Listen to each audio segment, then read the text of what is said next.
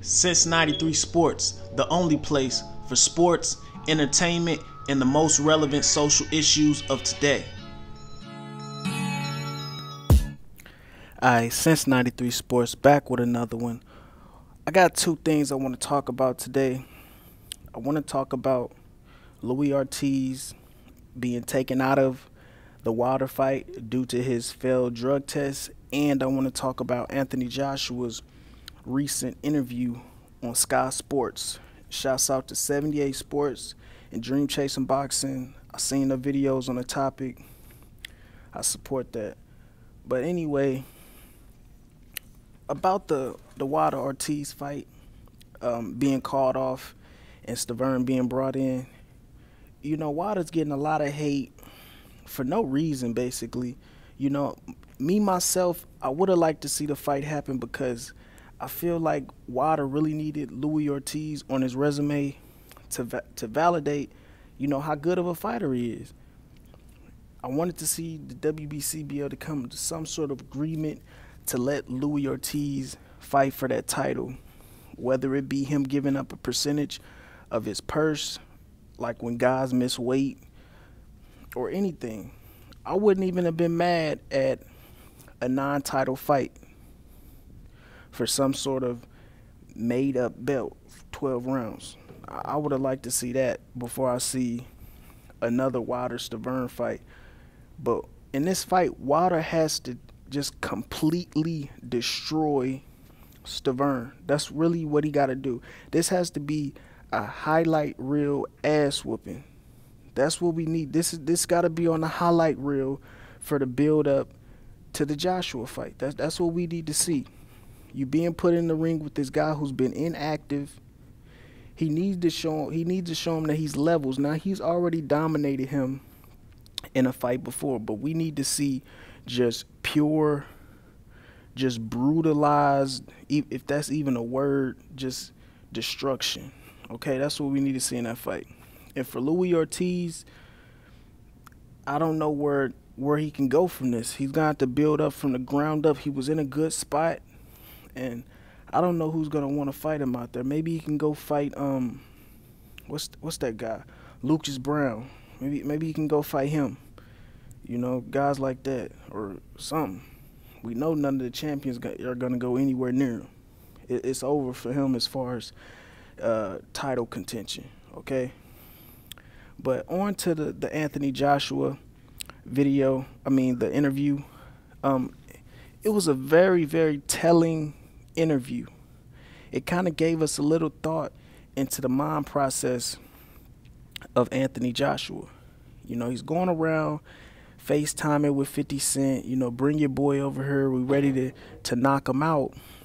But then he's pressed about the fight, and we hear what his response is. It's not like, hey, you know, let's go. It's not that kind of response. He's talking about, oh, my career, my health, what's right for me, is this the right time? The guy even said, you know, what if I fight Wilder and it's a few months or a few fights too soon? And I'm sitting here thinking, I'm sitting here reminiscing, oh, maybe I should have waited.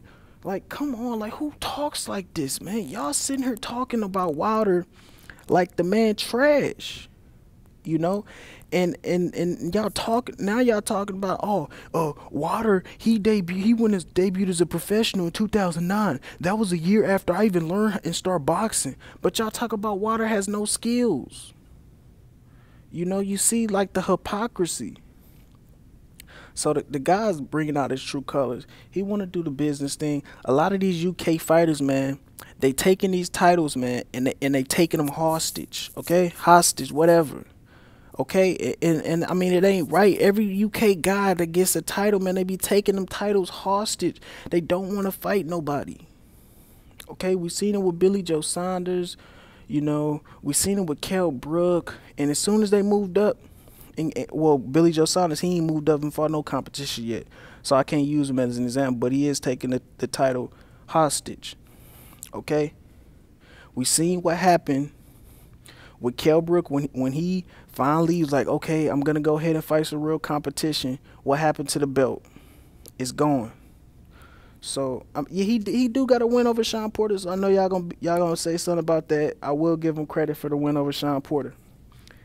But that's my analogy. But one positive thing about the whole situation that I really realized listening to that interview, this fight is really eerily similar to the build up to the Mayweather Pacquiao fight. We got all this controversy, it's splitting sides.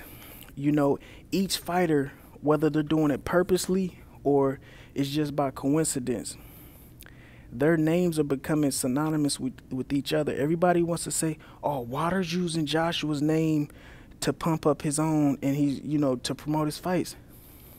Joshua's doing the same thing. Mayweather and Pacquiao did the same thing.